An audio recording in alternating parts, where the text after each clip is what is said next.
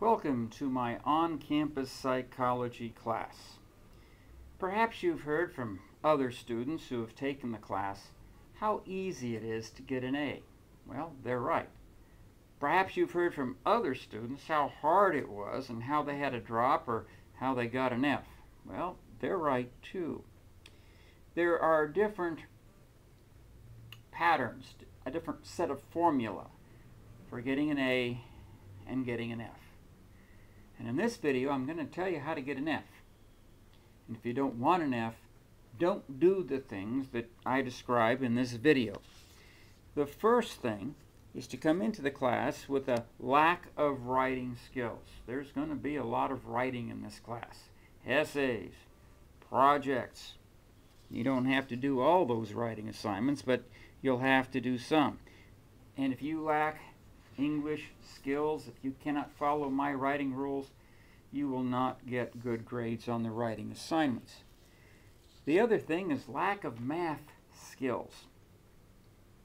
Now, this is not a math class like Psychology 108 is, but still, in order to understand what I'm saying, you're going to have to comprehend my examples, which use percents, means, and correlation coefficients, and decimal numbers. You're going to have to understand the tables, charts, and graphs, and other diagrams that I use. And if your math skills are not adequate, you will not understand what I'm saying. A third factor is you've got to check your email. If you ignore your email, you will not understand very important things like our essay assignments. A fourth factor is F students often turn in assignments late. Late assignments don't count. You don't have to give me an explanation. It doesn't make a difference. Late assignments don't count. Another factor is sending in assignments that are not properly identified. If your name is not on there, if your section's not on there, it doesn't count. And if you send it in later, properly identified, well, that isn't going to count either because then it's late, and it doesn't count for that reason. A sixth factor is that F students often choose their projects at the last minute, just before the deadline. That usually is not a very wise choice. If you're going to do a project, select it soon, early in the semester. Another major factor is the project is done without help from me in my office.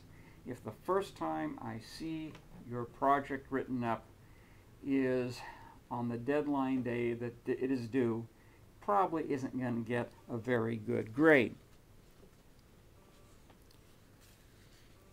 We do have in-class discussion. Don't assume that I'm going to grade you and accept whatever your so-called opinion happens to be. I don't even like to use that word opinion. When I call upon you, you better have the correct information. Your analysis better be clear. We're going to have a number of exams in this class. Do not assume that the exams are just common sense. Once again, common sense, that's a term I don't like. Don't assume that a dictionary definition is good enough for this class. Don't assume that something you read in Wikipedia is good enough for this class. You have a textbook, and what's in the textbook is good enough for this class.